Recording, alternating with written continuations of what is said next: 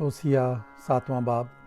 जब मैं इसराइल को शिफा बख्शने को था तो इफ्राइम की बदकिरदारी और सामरिया की शरारत जाहिर हुई, क्योंकि वो दगा करते हैं। अंदर चोर घुसाए हैं और बाहर डाकुओं का गौल लूट रहा है। वो ये नहीं सोचते कि मुझे उनकी सारी शरारत मालूम है।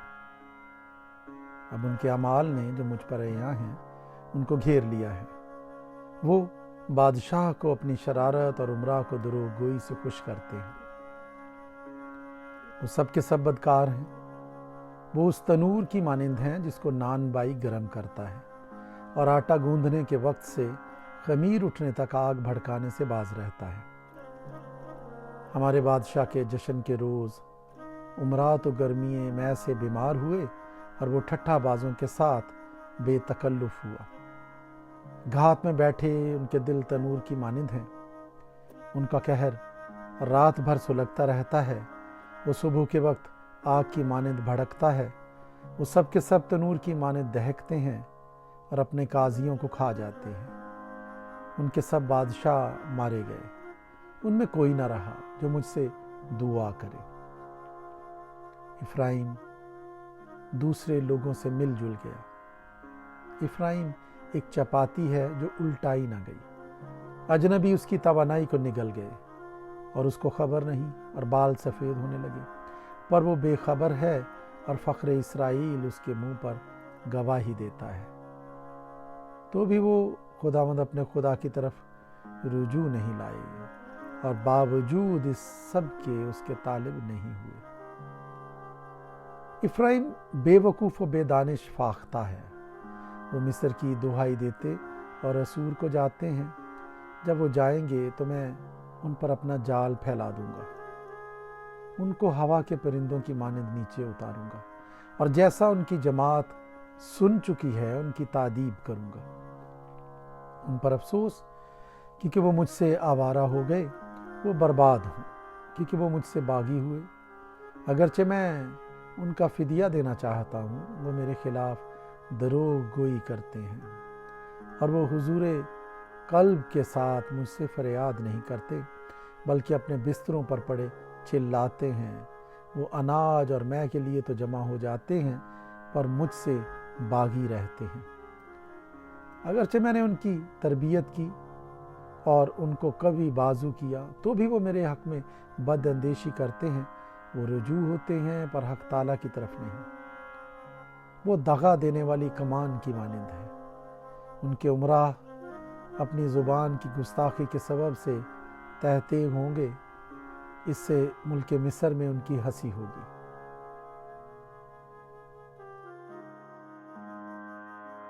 होसिया 8वां बाब।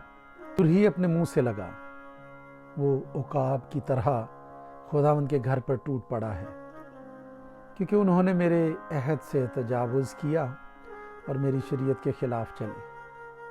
वो मुझे यूँ पुकारते हैं कि ऐ हमारे खुदा, हम बनी इसराइल तुझे पहचानते हैं।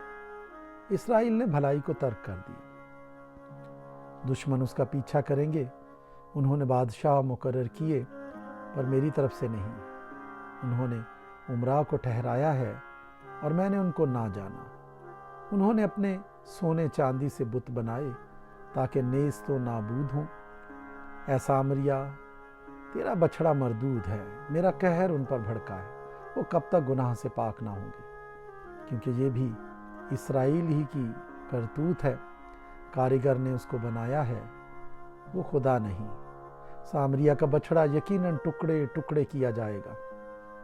बेशक उन्होंने हवा बोई, वो गिरदबाद काटेंगे। ना उसमें डंठल निकलेगा, ना उसकी बालों से गल्ला पैदा होगा, और अगर पैदा हो भी तो अजनबी से चट कर जाएंगे। इसराइल निगला गया। अब वो कौमों के दरमियान नापसंदीदा बर्तन की मानिंद होंगे, क्योंकि वो तन्हा गोरखर की मानिंद असूर को चले गए हैं। इफ्राइम ने उजरत पर यार बुलाए। अगरचे उन्होंने कौमों को उजरत दी है, तो भी अब मैं उनको जमा करूंगा और वो बादशाह उमरा के बोझ से गमगीन होंगे। क्योंकि इफ्राइम ने गुनहगारी के लिए बहुत सी कुर्बान गाहें बनाई, इसलिए वो कुर्बान गाहें اس کے گنہگاری کا باعث ہوئی۔ اگرچہ میں نے اپنی شریعت کے احکام کو ان کے لیے ہزارہ بار لکھا، پر وہ ان کو اجنبی خیال کرتے ہیں۔ وہ میرے ہدیوں کی قربانیوں کے لیے گوشت گزرانتے اور کھاتے ہیں، لیکن خداوند ان کو قبول نہیں کرتا۔ اب وہ ان کی بد کرداری کو یاد کرے گا اور ان کو ان کے گناہوں کی سزا دے گا۔ وہ مصر کو واپس جائیں گے۔ اسرائیل نے اپنے خالق کو فراموش کر کے بت خانے بنائے ہیں، اور یہودا نے بہت سے حسین شہر تعمیر کیے ہیں، لیکن میں اس کے شہروں پر آگ بھیجوں گا اور وہ ان کے قصروں کو بھسم کر دے گی۔ ہوسیہ نامہ باب۔ اے اسرائیل، دوسری قوموں کی طرح خوشی و شادمانی نہ کر، کیونکہ تو نے اپنے خدا سے بے وفائی کی ہے۔ تو نے ہر ایک کھلیان میں اجرت تلاش کی ہے۔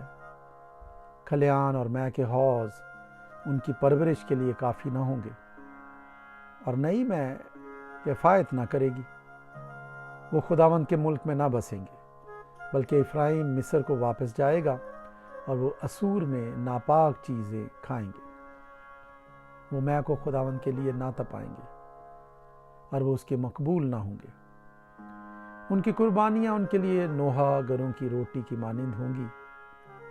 ان کو کھانے والے ناپاک ہوں گے، کیونکہ ان کی روٹیاں انہی کی بھوک کے لیے ہوں گی، اور خداوند کے گھر میں داخل نہ ہوں گی۔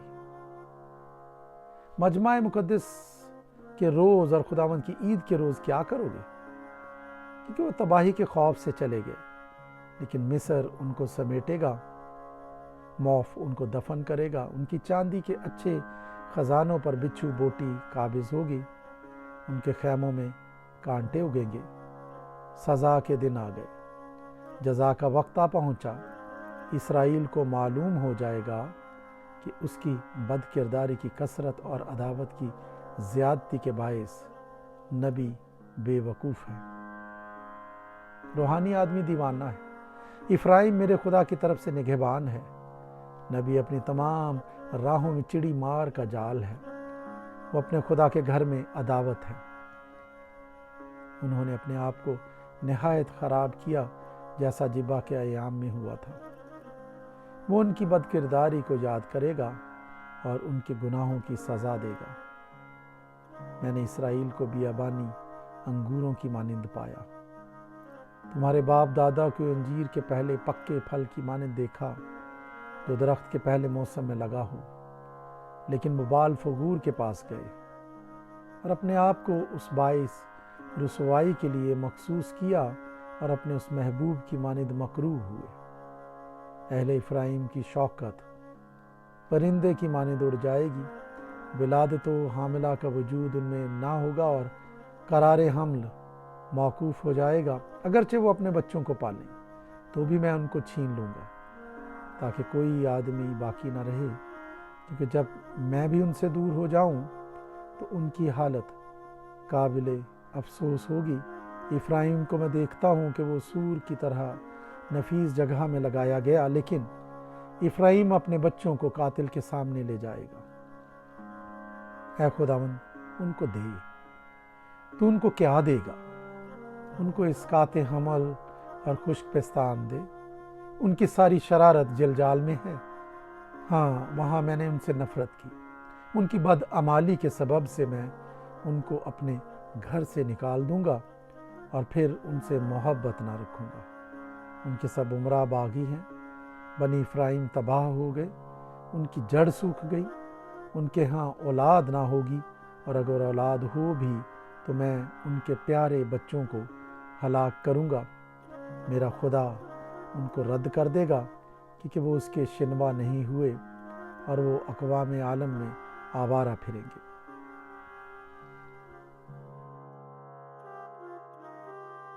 ہوسیہ 10واں باب۔ اسرائیل لہلہاتی طاق ہے، جس میں پھل لگا، جس نے اپنے پھل کی کثرت کے مطابق بہت سی قربان گاہیں تعمیر کی، اور اپنی زمین کی خوبی کے مطابق اچھے اچھے ستون بنائے۔ ان کا دل دغا باز ہے، اب وہ مجرم ٹھہریں گے۔ وہ ان کے مذہبوں کو ڈھائے گا اور ان کے ستونوں کو توڑے گا۔ یقیناً اب وہ کہیں گے ہمارا کوئی بادشاہ نہیں، کیونکہ جب ہم خداوند سے نہیں ڈرتے تو بادشاہ ہمارے لیے کیا کر سکتا ہے؟ ان کی باتیں باطل ہیں، وہ عہد و پیمان میں جھوٹی قسم کھاتے ہیں، اس لیے بلا ایسی پھوٹ نکلے گی جیسے کھیت کی ریگھاریوں میں اندرائم۔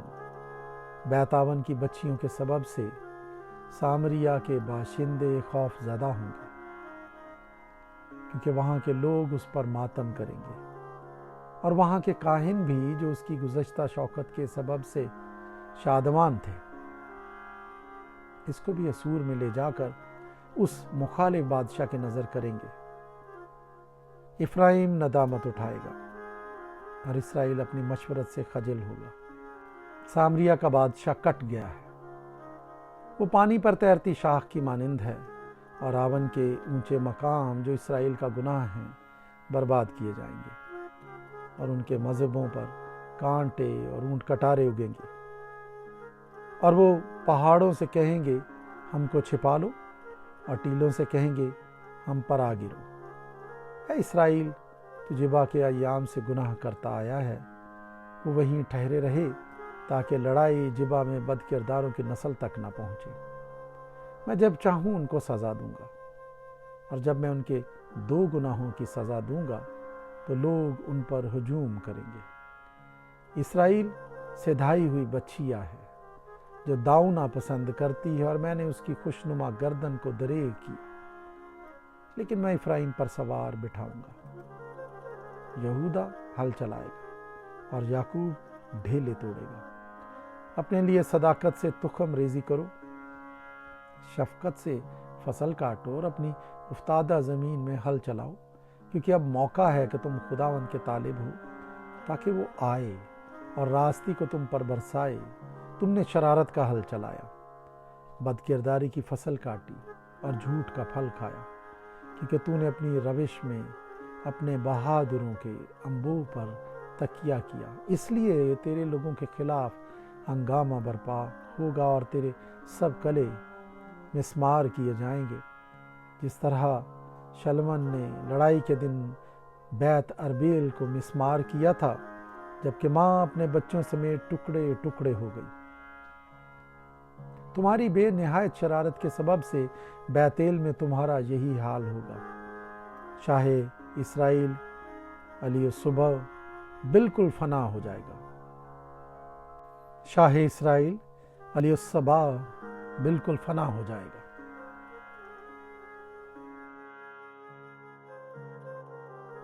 ہوسیہ 11واں باب۔ جب اسرائیل ابھی بچہ ہی تھا، میں نے اس سے محبت رکھی اور اپنے بیٹے کو مصر سے بلایا۔ انہوں نے جس قدر ان کو بلایا اسی قدر وہ دور ہوتے گئے۔ انہوں نے بالیم کے لیے قربانیاں گزرانی اور تراشی ہوئی مورتوں کے لیے بخور جلایا۔ میں نے بنی افرایم کو چلنا سکھایا، میں نے ان کو گود میں اٹھایا، لیکن انہوں نے نہ جانا کہ میں ہی نے ان کو صحت بخشی۔ میں نے ان کو انسانی رشتوں اور محبت کی ڈوریوں سے کھینچا۔ میں ان کے حق میں ان کی گردن پر سے جوا اتارنے والوں کی مانند ہوا، اور میں نے ان کے آگے کھانا رکھا۔ وہ پھر ملک مصر میں نہ جائیں گے، بلکہ اسور ان کا بادشاہ ہوگا، کیونکہ وہ واپس آنے سے انکار کرتے ہیں۔ تلوار ان کے شہروں پر آ پڑے گی اور ان کے اڑبنگوں کو کھا جائے گی، اور یہ انہی کی مشورت کا نتیجہ ہوگا، کیونکہ میرے لوگ مجھ سے برگشتگی پر آمادہ ہیں۔ باوجود کہ انہوں نے ان کو بلایا کہ حق تعالیٰ کی طرف رجوع لائیں، لیکن کسی نے نہ چاہا کہ اس کی تمجید کرے۔ اے افرایم، میں تجھ سے کیوں کر دستبردار ہو جاؤں؟ اے اسرائیل، میں تجھے کیوں کر ترک کروں؟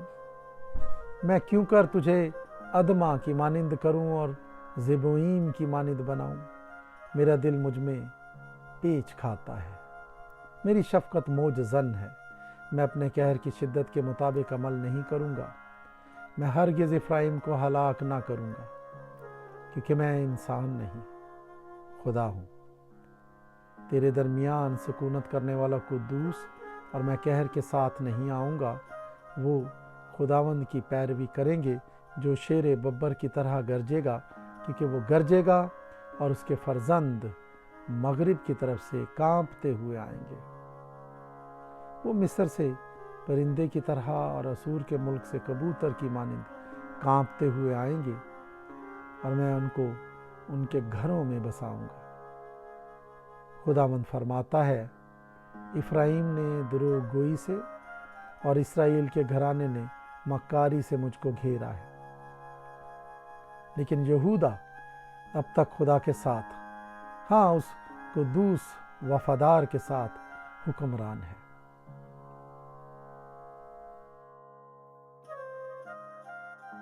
ہوسیہ 12واں باب۔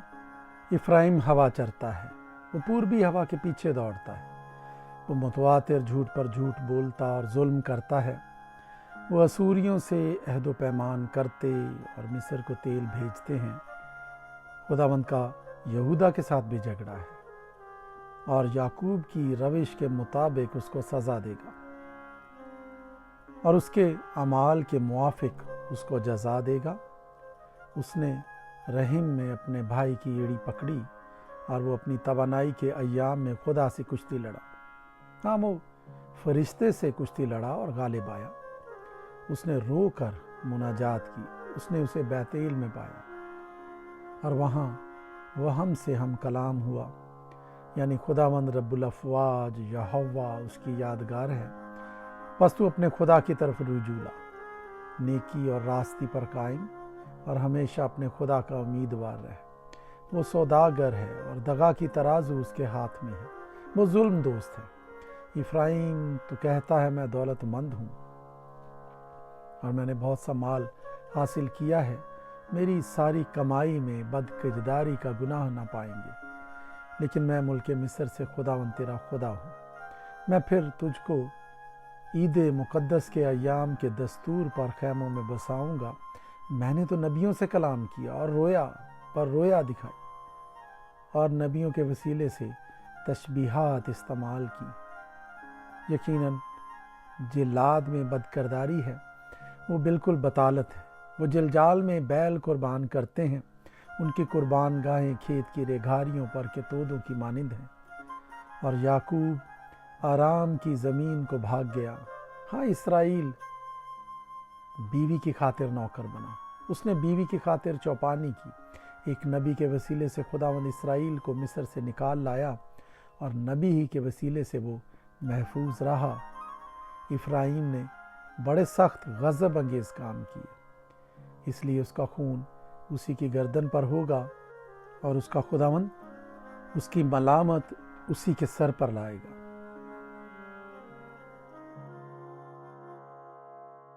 ہوسیہ 13واں باب۔ افرائیم کے کلام میں ہیبت تھی، وہ اسرائیل کے درمیان سرفراز کیا گیا، لیکن بال کے سبب سے گنہگار ہو کر فنا ہو گیا۔ اور اب وہ گناہ پر گناہ کرتے ہیں۔ انہوں نے اپنے لیے چاندی کی ڈھالی ہوئی مورتیں بنائی، اور اپنی فہمید کے مطابق بت تیار کیے، جو سب کے سب کاریگروں کا کام ہے۔ وہ ان کی بابت کہتے ہیں جو لوگ قربانی گزرانتے ہیں بچھڑوں کو چومیں۔ اس لیے وہ صبح کے بادل اور شبنم کی مانند جلد جاتے رہیں گے، اور بھوسی کے مانند جس کو بگولا کھلیان پر سے اڑا لے جاتا ہے، اور اس دھوئیں کی مانند جو دودھ کش سے نکلتا ہے۔ لیکن میں ملک مصر ہی سے خداوند تیرا خدا ہوں، اور میرے سوا تو کسی معبود کو نہیں جانتا تھا، کیونکہ میرے سوا کوئی اور نجات دینے والا نہیں ہے۔ میں نے بیابان میں یعنی خشک زمین میں تیری خبرگیری کی۔ وہ اپنی چراگاہوں میں سیر ہوئے، اور سیر ہو کر ان کے دل میں گھمنڈ سمایا، اور مجھے بھول گئے۔ اس لیے میں ان کے لیے شیر ببر کی مانند ہوا، چیتے کی مانند راہ میں ان کی گھات میں بیٹھوں گا۔ میں اس ریچھنی کی مانند جس کے بچے چھن گئے ہوں ان سے دوچار ہوں گا، اور ان کے دل کا پردہ چاک کر کے شیر ببر کی طرح ان کو وہیں نگل جاؤں گا۔ دشتی درندے ان کو پھاڑ ڈالیں گے۔ اے اسرائیل، یہی تیری ہلاکت ہے کہ تو میرا یعنی اپنے مددگار کا مخالف بنا۔ اب تیرا بادشاہ کہاں ہے کہ تجھے تیرے سب شہروں میں بچائے؟ اور تیرے قاضی کہاں ہیں جن کی بابت تو کہتا تھا کہ مجھے بادشاہ اور عمرہ عنایت کر؟ میں نے اپنے قہر میں تجھے بادشاہ دیا اور غضب سے اسے اٹھا لیا۔ افرایم کی بد کرداری باندھ رکھی گئی اور اس کے گناہ ذخیرہ میں جمع کیے گئے۔ وہ گویا درد ذہ میں مبتلا ہوگا، وہ بے دانش فرزند ہے۔ اب مناسب ہے کہ ولادت گاہ میں دیر نہ کرے۔ میں ان کو پاتال کے قابو سے نجات دوں گا، میں ان کو موت سے چھڑاؤں گا۔ اے موت، تیری وبا کہاں ہے؟ اے پاتال، تیری ہلاکت کہاں ہے؟ میں ہرگز رحم نہ کروں گا، اگرچہ وہ اپنے بھائیوں میں برومند ہو تو بھی پوربی ہوا آئے گی۔ خداوند کا دم بیابان سے آئے گا اور اس کا سوتا سوکھ جائے گا اور اس کا چشمہ خشک ہو جائے گا۔ وہ سب مرغوب ظروف کا خزانہ لوٹ لے گا۔ سامریہ اپنے جرم کی سزا پائے گا کیونکہ اس نے اپنے خدا سے بغاوت کی ہے۔ وہ تلوار سے گر جائیں گے، ان کے بچے پارا پارا ہوں گے اور باردار عورتوں کے پیٹ چاک کیے جائیں گے۔